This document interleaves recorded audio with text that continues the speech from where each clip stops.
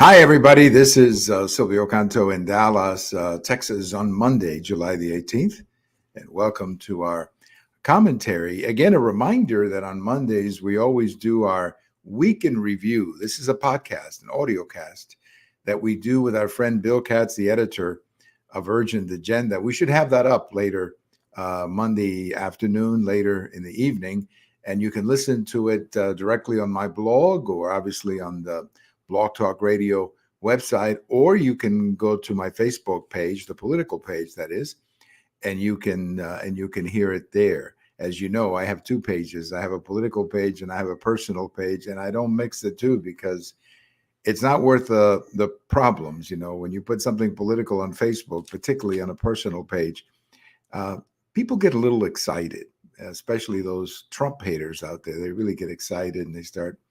Well, everybody does, I should say, not just one extreme or the other, but it seems like both extremes get pretty angry. So I don't touch it on my personal side, but obviously on the political side, I do the videos and the podcasts, as well as the many posts that I write over at the American Thinker. And speaking of the American Thinker, I have a post Monday morning over there about Don Lemon. You know, everybody knows about CNN. Their ratings are in the tank. They're going to be doing a lot of changes in that network. So you're not going to see a lot of these faces, frankly, too much longer. But Don Lemon, who is one of the nighttime people, recently said that, the media, basically he said something stupid about the GOP, that we shouldn't be treating the GOP as serious people and so on.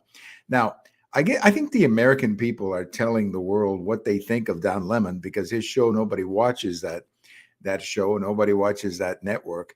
But the reality is the reason Don Lemon says these things, as I write in my post, is because he knows that this is how you get attention. He knows that he makes an outrageous statement about anything, he's going to have backlash. And when he gets the backlash, that's how he gets ratings. That's how he gets attendance. That's how he gets audiences, I should say.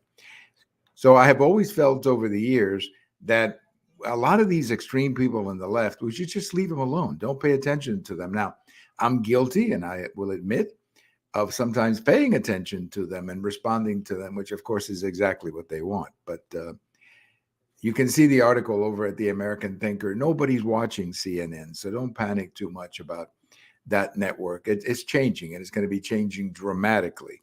I think before the end of the year, they simply cannot afford the kinds of ratings that they're having in that network. One thing about that network, CNN, I've noticed, is that Jake Tapper has begun asking Democrats difficult questions, and that's good. I'm glad to see that Jake has decided to become a journalist again. You know, there was a lot of anticipation when Jake Tapper moved over to CNN because he was a very good reporter over at ABC. But once he got to CNN, they basically told him the party line, and they said, if you want to work here, this is what you got to do. But not anymore. He's starting to ask some questions. So maybe he's trying to save his job. But when they do the cleanup at CNN. Well, let's talk a little bit about the big story. We're going to get into this with Bill Katz today because it seems like everybody's turning on President Biden. Everybody, his party. Well, obviously the American people have. All you have to do is look at the ratings. And if you look at the independents, that's the number. If you're a Democrat, that's the number you got to worry about. Obviously, Democrats are going to vote Democrat, Republicans are going to vote Republican.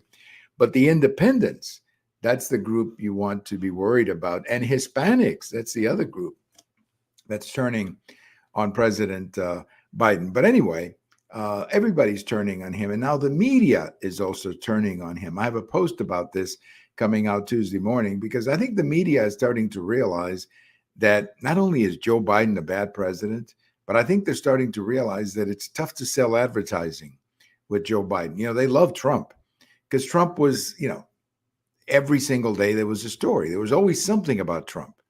But with Biden, it's not that way. In fact, when you put him on TV, he looks worse every single time.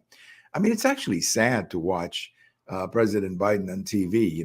I can make a partisan remark, but he is the president of the United States, and he is projecting tremendous weakness to the world every time they put him on TV. So obviously the media is trying to turning on him because they know that this is a disaster. And they also know that he's a ratings disaster for the media. That's the other reason that they're turning on him. So they're already talking about 2024, how they're going to, we're going to have a different Democrat running in 2024. I have no idea about 2024. In fact, I would urge people not to get too caught up in 2024 because a lot of things can happen before 2024. And one of them is 2022. That should be the focus, 2022. But there's no question there's a lot of concern about President Biden. And a lot of it is coming from a news media that now all of a sudden has realized that they should have done a better job in 2020 of, following up on him. They let him hide in the basement of his house. And we got to see the real Joe Biden. Yeah, there were a couple of debates, I know that, but that's not the same thing as daily campaigning, which is what candidates do. So yes, everybody's turning on Joe Biden. Must feel very lonely when he's in Delaware in his long weekends. It's got to get lonely because everybody's turning on President Biden, and you can certainly understand that because the incompetence of this administration is now reaching levels that are frightening. We're going to talk with Bill Katz this afternoon about the trip to the Middle East, a disaster of a trip, total disaster. He went there and he came back empty-handed because the Saudi Arabians told him, we can't produce any more oil. So he's going to Saudi Arabia to get them to produce more oil when we've got Texas, Oklahoma, Louisiana, Alaska, we're ready to pump. And yet, for whatever reason, he would rather, pollute over there than over here. But it's not just about the pollution. It's about the fact that the money then is going to Saudi Arabia rather than Texas, Oklahoma, Louisiana, and so on. So it's a disaster. That trip was a disaster. The other big thing that came out of that trip is that the Israelis are very worried about Iran. And we're going to get into that with Bill. Bill writes extensively about Iran and Israel. So we're going to get into all of that this evening when we do our weekend review with Bill Katz. So check it out. I'll put up the link probably late afternoon, early evening. One more story. This is hilarious, but it's not hilarious. It's actually sad. You've heard about this transgender, Leah Thomas, who was competing as a swimmer and breaking all kinds of records. Well, he's a man. He's competing with girls. Obviously, he's going to break a lot of records. I mean, men are stronger. Men are quicker. They're faster than generally women in sports. And he is being nominated for Female Athlete of the Year. I don't know who came up with that, but that is the dumbest thing in the world. He is a man competing as a woman. And if the Democratic Party wants to understand why they're losing support with working people and with Hispanics, well, it's because they're talking too much about transgenders and not enough about gasoline prices. So if you're a Democrat and you want to understand why independents and especially Hispanics are turning on you, look at what you're talking about and what you're focusing on, and you'll understand that especially Hispanics are very conservative.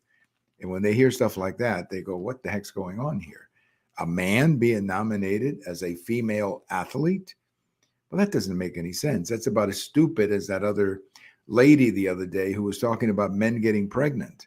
Well, believe it or not, this lady was applying for a job in the Biden administration. I mean, this is insane what is coming out of this Biden administration. Well, we're going to do a little quick history check here today. On this day in 1969, an amazing thing happened because there were two big news stories on this day. The first one was that Apollo 11 was on the way to the moon. They would eventually land on the moon and on the 19th, and men would walk on the moon to the 19th or the 20th. I need to check the calendar. But anyway, Apollo 11 today, July 18th, 1969, was on the way to the moon. And everybody back here on Earth was kind of anticipating the trip to the moon and the landing on the moon. Man was going to walk on the moon. It was a pretty exciting thing. So the coverage was constant on Apollo 11 going to the moon. We're going to get into more of that later in the week when we actually celebrate the anniversary. But at the same time that everybody was keeping up with Apollo 11 going to the moon, Senator Ted Kennedy was involved in one of the biggest political scandals of the 20th century. And that is, he was in a car. The car went into a river called Chappaquiddick. And as a result of that, a young woman by the name of Mary Jo Chappaquiddick drowned. and it became a huge scandal. It probably killed any chance of Ted Kennedy becoming president, and it was a huge scandal. Believe me, it changed. He was never again able to be a serious contender for the presidency. He did challenge President Carter in 1980, but he didn't win in the primary. And I think that it became very clear because of Chappaquiddick that he would never be able to run for president. So look at these two amazing stories. On one hand, you had Chappaquiddick, and on the other hand, you have Apollo 11 heading for the moon. This is before we had cable news and the internet. So all you had back then was, of course, the regular TV networks, radio, of course, and the print media. And that's how most of the country learned about that. So Chappaquiddick, 1969, the story that destroyed the political career of Ted Kennedy. A couple of people I want to remember on this day: John Glenn. John Glenn. Everybody of my generation knows who John Glenn is. You know, he went to space. Well, he was born on this day in 1921. He passed away in 2016. John Glenn, different time, I think he would have been potentially a president, but it just didn't work out. He was a Democrat senator from Ohio at a time when, you know, Reagan was president and Bush was not an easy time for the Democrats. But John Glenn, a real American hero, was born on this day in 1921. And we say goodbye by wishing Joe Torre a very happy number 82nd birthday. You know, 82nd, that's a long time. And this is a very consequential baseball player. He was a great baseball hitter. He came up with the Braves. He won a batting title with the Cardinals in the 70s. He was a great hitter. He was not only a batting title, he won a batting title. He was also the MVP of the National League. After he played, he got into managing. He managed the Mets. He managed the Braves. He did win a title with the Braves, a divisional title, but he really made his name as a manager with the Yankees when he won 4 World Series with the Yankees between 1996 and 2001. He was in 6 World Series. He won 4 of them, and those were those great Yankee teams of that period. But Joe Torre, great guy, wonderful player, wonderful manager. We remember him today. We say happy number 82. And after the managerial career, I think he actually works right now with MLB, with Major League Baseball in the main office. I think that's where he works. And he's involved in a lot of different things with MLB. He's a very good guy. He's a very good guy and has always been a great ambassador for baseball. So happy birthday. I still have, believe it or not, when I lived in Wisconsin, I still have, my brother and I have one of his baseball cards with the Milwaukee Braves, because he came up as a Milwaukee Brave in 1964.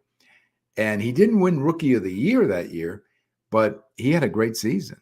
So he played with the Milwaukee Braves, and somewhere in a box somewhere, my brother has that card of Joe Torre with the Milwaukee Braves back in 64 or 65, one of those 2 years. They moved to Atlanta in 66. So if I have any cards of him after that, it would be with the Atlanta Braves. Thank you for listening. Enjoy your day and check out our podcast with Bill Katz, The Week in Review. Bye-bye, everybody. Very hot in Texas. I'll just say that much. Isn't going to get any better this week. It's going to be